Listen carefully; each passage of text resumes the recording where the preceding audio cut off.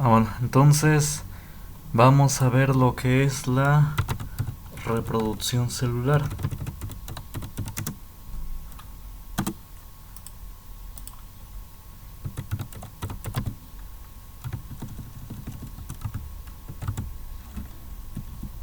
Vamos a ver qué es la reproducción celular. Entonces, hay tres formas en las que células u organismos se reproducen. Por ejemplo, aquí está la bipartición. Es decir, que la célula divide su material genético a la mitad. Aquí este es el núcleo, esto azul. Entonces se divide a la mitad. Se va dividiendo a la mitad hasta que se forman dos copias exactamente iguales, ¿sí? Son copias exactamente iguales. Es decir, el material genético que estaba en el núcleo se dividió, se reprodujo al doble. Y al reproducirse ya se dividió esa célula, se dividió y se produjo dos copias iguales de ella misma. Y a su vez estas dos se van a ir partiendo a la mitad y así sucesivamente. Este es el proceso de crecimiento de muchas células en el cuerpo humano. Se van por bipartición, así se van reproduciendo. Otro método de reproducción celular es la esporulación, donde aquí está el núcleo y este núcleo se deshace en varios pedazos y de estos pedazos se vuelven a formar nuevos organismos. Y una vez que ya están maduros son expulsados. La célula original muere, esta muere. Bueno, no es que muera, no es que en sí esté vivo, no. Es una expresión que ya uno usa de manera común, de que está funcional, es decir, ahorita está funcionando esta célula, pero aquí pues ya va a dejar de funcionar, ya es destruida. Sí, no es que esté viva o muerta. Igual, pues en medicina se ocupa la expresión que el virus hay que matarlo o hay que matar la bacteria.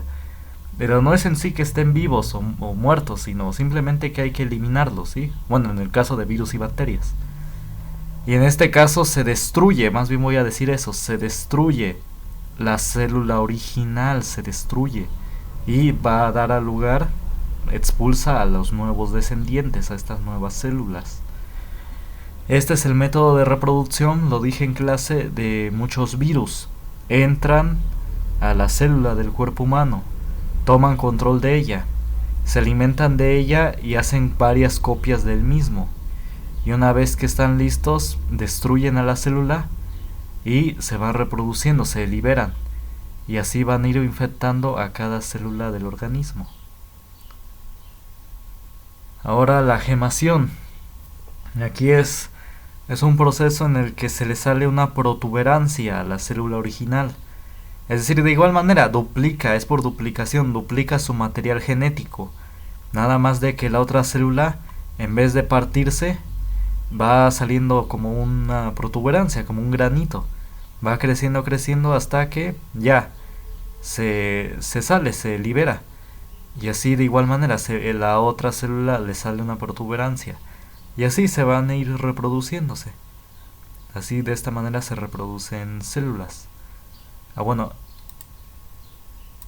este tipo de reproducción lo tienen algunos parásitos. Y bueno, hay organismos del mar, corales, medusas, etcétera. Sus células se reproducen por este procedimiento. A este tipo de procedimiento en el que estás un solo progenitor, es decir, aquí es una sola célula, ¿no? Una sola célula. En el que es uno solo solamente, se le llama reproducción asexual. Es decir, bueno, no hay fusión de células, es decir, no hay dos células, no hay dos organismos, hay uno solo. ¿Quién es la célula? Es uno solo. También otro ejemplo de reproducción asexual es la planta, porque la planta solamente requiere de ella misma para reproducirse.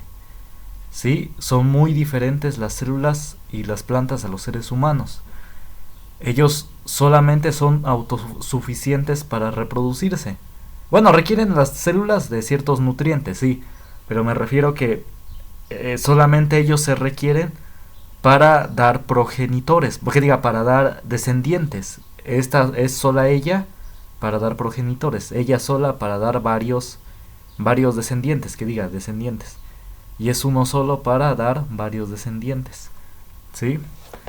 Porque vamos a ver ahorita, la reproducción sexual requiere dos, como sabemos, en el caso de los humanos, hombre y mujer, de los animales igual, macho y hembra. Entonces, de los seres humanos, varón y mujer. Bueno, entonces esta es la reproducción asexual, es como dije, es cuando es uno solo, se requiere uno solo para dar descendientes. Aquí dice, existe una multiplicación de los individuos por otros mecanismos. Bueno, aquí ya lo citamos. Entonces la característica de la reproducción asexual es un solo progenitor, un solo individuo. Bueno, no requiere de unión de óvulo y espermatozoide y bueno, y ahí está. Y no permite variabilidad genética, como dije aquí, que son copias iguales, son iguales. No hay variabilidad genética. Bueno, ahora vamos con la reproducción sexual. Este es el modo de reproducción de la mayoría de los seres vivos, bueno, los mamíferos y los seres humanos. ¿Qué pasa? Necesita dos progenitores de seres humanos, varón y mujer, de animales, macho y hembra. Requiere de la unión del óvulo y el espermatozoide, es decir, el óvulo lo genera la mujer y el espermatozoide el varón. Y en el momento en el que se une el óvulo y el espermatozoide, da lugar a un nuevo individuo, único e irrepetible. Es decir, no se repite, no hay otro igual. Es un nuevo ser vivo en el momento en el que se unen estos dos. ¿Por qué es un ser vivo? Porque en ese momento se unen los genes del que llevaba el óvulo. El óvulo tiene cromosomas, tiene genes, y el espermatozoide de igual manera tiene genes. Entonces cuando se unen estos dos, se unen esos dos genes del macho y de la hembra, del hombre y la mujer, se unen y dan lugar a ese nuevo individuo. Es decir, la característica del ser humano es que posee 46 cromosomas. Los cromosomas son los responsables de la herencia, de los caracteres, de las características de los progenitores, del papá y la mamá. Entonces, cuando se unen esos y el óvulo tiene solamente 23 cromosomas y el espermatozoide 23. Cuando se unen, ¿cuántos forman? 46, que es la característica del ser humano. Ninguna especie tiene 46 cromosomas, solamente el ser humano. Ya de igual manera, de manera semejante, los animales tienen un cierto número de cromosomas, único e irrepetible. Y a su vez es único e irrepetible el individuo. El individuo porque tiene otro código genético distinto. Entonces sí, se forma vida desde el momento en el que se une el óvulo y el espermatozoide. Cada uno se llaman gametos. Y cuando se unen, es un nuevo ser vivo. Y aquí dice, permite nuevas combinaciones genéticas. Es porque cada organismo es nuevo, único e irrepetible, es nuevo. Son nuevas combinaciones. Bueno, entonces esa es la reproducción sexual. Y dice, entre los seres, reproducción humana, vamos a seguir especificando. Entre los seres humanos, como en otras especies, resultan muy claras las diferencias entre los individuos del sexo masculino. Estas diferencias en conjunto se conocen como dimorfismo sexual, el cual se manifiesta en una serie de rasgos internos y externos que se denominan caracteres sexuales. Es decir, aquí especifica, solamente hay dos sexos en la naturaleza, solamente hay dos, masculino y femenino. Porque genéticamente, esto lo dice la genética, el sexo lo determina el cromosoma 23. Si el cromosoma 20, se juntan los dos cromosomas. De las mujeres, todos sus cromosomas son X. Y del hombre, el cromosoma 23 puede ser o X o Y. Entonces el hombre es el que determina el sexo del niño, del ser humano. Si al unirse se forman X y X, es una mujer. Y si al unirse se forma X de la mujer y el Y del hombre, si se forma XY, se forma un hombre. Sí, ese es el cromosoma que determina el sexo, el número 23. El par 23 son pares. Recuerden, 23 de la mujer y 23 del varón. 23 más 23, 46. Son 46 cromosomas que si los dividimos en pares se vuelven 23 pares. Es decir, miren, en el cromosoma número 23, en el par número 23, el hombre lo vamos a representarlo por H. O bueno, varón, varón con V. Varón con V. Y mujer con M. En el par número 23, el hombre puede aportar un cromosoma X o un cromosoma Y. Y la mujer solamente puede aportar cromosoma X. Si se junta este cromosoma X del hombre con este cromosoma X de la mujer, va a dar lugar a una mujer. Ese nuevo individuo, esa nueva persona va a ser una mujer.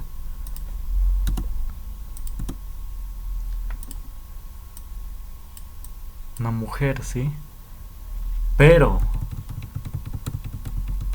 sí, más bien, sí, pero si en este caso se junta el cromosoma Y del hombre con el cromosoma X de la mujer, va a dar lugar a un hombre, a un varón. ¿Sí? Entonces depende del cromosoma que aporte el padre, el varón, es el sexo que va a determinar la nueva persona. Y solamente hay dos sexos, varón o mujer. XX para mujer y XY para varón. Solamente hay dos sexos, ¿sí? Ya lo demás que se andan inventando es puro invento imaginativo. Sí, de que dicen que hay muchos sexos, pero no, es mentira, genéticamente solamente hay dos. Eso pues se lo inventan en la mente. Y pues en la mente te puedes inventar cualquier cosa. Yo puedo, si en la mente, si eso fuera cierto de que uno es lo que uno se piensa de sí mismo, yo diría yo soy Albert Einstein. Entonces, es decir, miren, lo que ha llegado actualmente es que una persona puede decir, un hombre dice, bueno, yo soy mujer, o una mujer dice, yo soy hombre. Lo grave es que el gobierno ya se lo reconoce, bueno, usted es una mujer o usted es un hombre. Pero, pues eso está mal, ¿por qué? Porque pues si vamos con eso de que uno se le reconoce lo que uno se piensa en la mente, cualquier cosa que uno se piensa, pues pues puede surgir cualquier tontería. Si vamos con esas reglas de que el gobierno te reconoce lo que te piensas, pues yo diría, pues yo soy Albert Einstein. Y como soy Albert Einstein, el gobierno debe financiarme cualquier investigación que yo diga. ¿Sí? Pero pues lo cual no es cierto, no, yo no soy Albert Einstein. Entonces no, solamente una cosa es lo natural, lo que ya eres por naturaleza. Y debes dar gracias de que así eres. O ya eres mujer o ya eres varón. Y eso nadie te lo quita, nadie te lo debe quitar. Entonces es parte de tu esencia, de lo que eres. El ya ser mujer o ya ser varón. Y lo malo y lo grave también es que se lo quieren imponer a los niños. A fuerza se los quieren imponer. Se les quieren forzar a hacer a los niños los quieren ser mujeres y a las mujeres los quieren ser niños, varones. Por ejemplo, en España o en Europa, en los países europeos, obligan a los niños a que un día, bueno, antes de la pandemia, del confinamiento, debían llevar falda. Así, a una degeneración total, una cosa repugnante. De que obligarlos a llevar falda a los niños. Entonces, para que según experimenten qué es ser mujer o algo así. Entonces eso ya es algo, repugnante, es algo, ya es algo, obviamente, obligar a un niño. Es que el niño, ya que sea de grande, yo no me meto en la vida privada de nadie, pero a los niños no se deben meter con los niños, porque el niño no tiene ahorita el suficiente criterio para decidir, bueno, para saber esa información. El niño está tierno, no, sus conocimientos apenas son muy pocos sobre el mundo, son muy, no tiene muchos conocimientos sobre el mundo, sobre estas cuestiones sexuales. Entonces no se le debe enseñar eso. Esto incluso lo han dicho los presidentes de China y Rusia. Yo no los apoyo, yo no soy fanático, sino que simplemente en esta ocasión sí estoy de acuerdo con lo que dicen. Sí me parece que lo que dicen es cierto, es interesante. Por ejemplo, al presidente de Rusia le dijeron, ¿por qué no permiten la homosexualidad? Y él contestó, no, sí lo permitimos. Usted puede ver a homosexuales caminando por las calles de Rusia, no, y no se les persigue, no se les persigue. Pero no permitimos que se les enseñe eso a los niños, porque el niño no tiene el suficiente criterio para decidir. Entonces sí, a los niños no se les debe enseñar esto, no se deben meter con los niños. Y incluso el presidente de China, todo esto que estoy diciendo se le llama la famosa ideología de género. Y el presidente de China igual dijo que la ideología de género es peor que las guerras del opio que les metió el Reino Unido. Es decir, un poco de contexto histórico. Las guerras del opio fue unas guerras de droga que les impuso el Reino Unido a China. Es decir, les metió la droga. El opio en ese entonces era el opio. Entonces, e hizo mucho daño, pues sí, la droga. Entonces él mismo dice que la ideología de género es peor que las guerras del opio. Es peor que eso. Entonces sí, aquí atenta contra la inocencia del niño y contra su independencia. Lo quieren obligar a hacer algo que no es. Entonces, bueno, es importante decirlo. Y pues sí, aquí está. Estos son los aparatos reproductores masculino y femenino, no hay otro, es masculino y femenino, esos son los dos sexos. Bueno, entonces, esto es, bueno, siempre me gusta comentar esto porque es importante por el mundo en el que vivimos, el mundo en que ya quieren imponer, digo, las ideologías que quieren imponer, sobre todo a los niños. Entonces, bueno, entonces sigamos, aparato reproductor masculino. Aquí están las características. La vejiga, aquí el aparato reproductor, bueno, cumple dos cosas. Por ejemplo, a través del pene expulsamos los varones, lo que no necesitamos, las sustancias. Muchas se expulsan a través del pene. Igual las mujeres a través de la vagina expulsan sustancias que son desechos, que no necesitan. Las sustancias, sí, a través de la orina.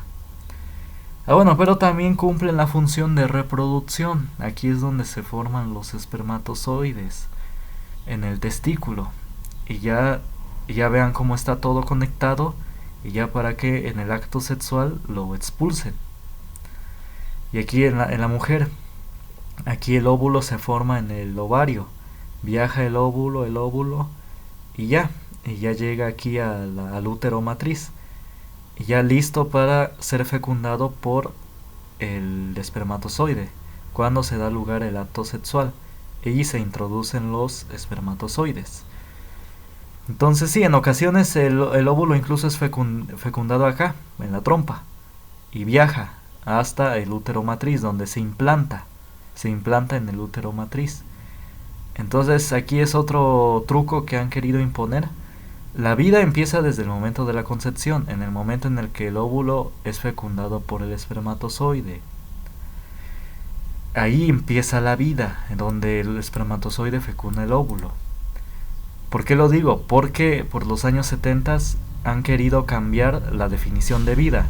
Han querido decir que la vida comienza en el momento de la implantación, en el momento en el que el espermatozoide y el óvulo ya fecundados, ya unidos, se implantan en el útero. Pero no es cierto. Eso es implantación, ahí no inicia la vida. La vida inicia, ya dije, cuando se une el espermatozoide y el óvulo. Y sí, incluso esto lo han querido imponer. Por ejemplo, una anécdota. A Jerome Lejeune, un científico francés, él fue el que descubrió el cromosoma del síndrome de Down. Es decir, recuerden que el síndrome de Down se da porque se agrega un cromosoma adicional. El ser humano tiene 46 cromosomas, pero si se adiciona un cromosoma adicional, el número 47, es cuando surge el síndrome de Down. Y Jerome Lejeune lo descubrió, y por eso le iban a dar el premio Nobel de Biología. Pero cuando se lo iban a dar el premio Nobel de Biología, le dijeron: tú cuando lo recibas, tú vas a decir lo que lo querían obligar. Le dijeron: tú vas a decir que la vida empieza en la implantación. Es decir, querían imponerle de que dijera que la vida comienza en el momento en el que se implanta el cigoto, el espermatozoide y el óvulo fecundados en el útero. Y él les dijo que no, no. La vida comienza en el momento de la concepción, en el momento en el que el espermatozoide fecunda al óvulo. En ese momento inicia la vida. ¿Y qué pasó después? Pues no le dieron el premio Nobel, no se lo quisieron dar, porque no quiso decir eso. Se lo querían imponer, y como no lo dijo, como no lo aceptó, no recibió el premio Nobel de Biología. Entonces, y fue algo heroico en mi opinión por Jerome Lejeune, porque también con el premio Nobel les dan $1.000.000. Entonces, y él no lo recibió, él dijo: no, la vida comienza en el momento de la fecundación, de la concepción. Entonces, cuando el espermatozoide fecunda el óvulo, él se mantuvo firme en sus creencias científicas, porque él era científico. Y y se mantuvo firme, y pues y se tiene esa anécdota, y para mí es un héroe por mantenerse firme en sus convicciones, sin estar influido por la fama o el dinero, porque el premio Nobel es fama y dinero, porque les dan $1.000.000. Entonces no, él se mantuvo firme. Y ya finalmente, bueno, cuando se da lugar el acto sexual y se da lugar a un nuevo individuo, se fecunda el óvulo, y el espermatozoide fecunda el óvulo. Bueno, ya se da lugar a un nuevo individuo y surge el proceso de embarazo. Aquí dice: ese proceso, periodo comprendido desde la fecundación hasta el parto. El parto es cuando ya sale el bebé del útero materno. Dura alrededor de 8 semanas. No, perdón, o, no, perdón, 40 semanas, 40 semanas. Y es 40 semanas que dura aproximadamente el embarazo. Algunos nacen prematuramente a los 7 meses. O a otros, pues sí, a las 8 semanas. Entonces, o 9 semanas, 8 o 9 semanas. Entonces, todo el proceso es antes había lo que eran las parteras, las que se especializaban en recibir niños, en esto, en el parto, en que los niños salieran del útero. Y actualmente ya no se le dice partería, se le dice obstetricia. Así se le conoce actualmente a esa rama que se especializa en el parto, en el que los niños salgan del útero o matriz. Bueno, y aquí está, todo hay un desarrollo embrionario. El niño empieza a desarrollar inmediatamente su corazón, y empieza a sentir dolor, me parece que a la primera semana. Entonces, y ya se va formando su cerebro y todo, hasta finalmente este que se dé lugar el parto, en el que sale del útero. Es todo un proceso pues hermoso, es la vida humana. Entonces, pues sí, hay que apreciarlo. Entonces, ¿qué otro comentario decir acá? Pues sí, este es el proceso de desarrollo embrionario. Y pues el niño pues está vivo desde el momento de la concepción, por más chiquitito que esté, en una primero en cigoto, en óvulo y espermatozoide. Y ya finalmente, ya después ya se forma lo que conocemos como pues sí, normalmente. Pero en realidad es bebé, es ser humano desde el momento en el que se fecunda el espermatozoide con el óvulo. Desde ese momento es un bebé, es un ser humano. ya me acordé qué es lo que quería comentar. Bueno, y aquí está. ¿Cómo se dice? En este proceso hay algo que se llama diferenciación o especialización de tejidos y órganos. ¿Qué significa esto? Las células de los bebés, desde el momento de la concepción, se les llama células desdiferenciadas. Desdiferenciadas, ahora lo voy a escribir.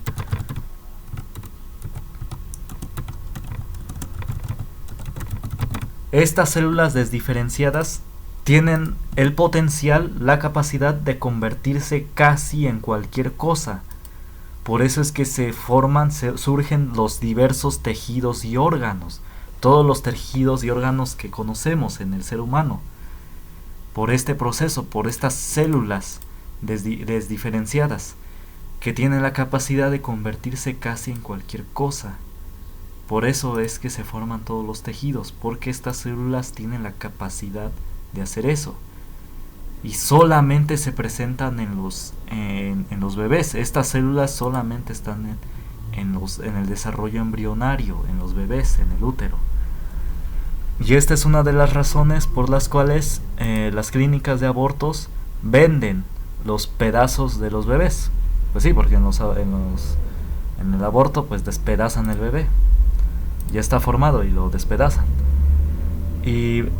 O incluso en otras etapas más, ¿cómo se dice? Tempranas. Aún así lo extraen al bebé con una aspiradora. Lo extraen para... ¿Por qué lo extraen con una aspiradora cuando está en etapa más temprana? Cuando está en esta etapa sí lo despedazan.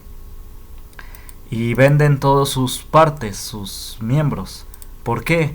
Porque ahí están estas células desdiferenciadas. Y muchas empresas los ocupan para varias cosas. Lo que llaman células madres para rejuvenecimiento, lo que tienen algunas cremas. Y también resulta que también los ocupan para saborizantes artificiales. Es decir, esto fue comprobado. Por ejemplo, muchas empresas ocupan células embrionarias de bebés abortados, de fetos abortados, para hacer saborizantes artificiales. ¿Por qué? Porque, como dije, se pueden convertir casi en cualquier cosa estas células. Y las están ocupando, las quieren ocupar o las ocupan para hacer saborizantes. Y se comprobó, esto lo denunciaron, gente pues denunció a Pepsi porque usaba estas células. Y oficialmente renunció al desarrollo de esas células para sus productos. Es decir, oficialmente Pepsi no ocupa células de fetos abortados. Pero otras empresas sí. No voy a decir aquí sus nombres porque como esto se va a subir a internet, no quiero que me echen pleito. Pero sí diré que esas empresas pues se dedican a comidas instantáneas. Sí, las comidas instantáneas son las llamadas instantáneas, son las que le echas agua hirviendo y se forman. Esos alimentos, esas comidas, tienen fetos abortados como saborizantes. Es decir, eso es lo que nos sabe rico, se puede decir, lo que le sabe rica a la gente. Esas células de fetos abortados. Y esto fue comprobado. Bueno, sí, como dije, hay empresas que se dedican a eso, a hacer saborizantes artificiales con base a fetos abortados. Y no voy a decir igual el nombre para que no me echen pleito, pero lo pueden buscar en internet. Ahorita en internet todo se encuentra. Entonces, sí existe eso y está publicado que ocupan esas células. Entonces, ya sea que lo despedacen al bebé o cuando está en una etapa temprana más pequeño, lo absorben, lo extraen con una aspiradora y ya ocupan esas células para hacer saborizantes artificiales. Y varias cosas. Entonces eso es parte de lo que hay que saber. Entonces sí, más allá de eso, el aborto es un negocio. Deja más que incluso que el narco. Porque incluso hay empresas dedicadas al aborto que que venden las partes de los bebés, realmente así los venden, sus bracitos, sus piernas, sus cabezas, etcétera. Porque todas esas son células, como dije, desdiferenciadas, que tienen una capacidad de conversión en muchas cosas. Entonces, pues sí, es importante, en mi opinión, saberlo. Entonces esto es el tema de reproducción, todo esto que abarqué. Entonces cualquier duda me pueden consultar.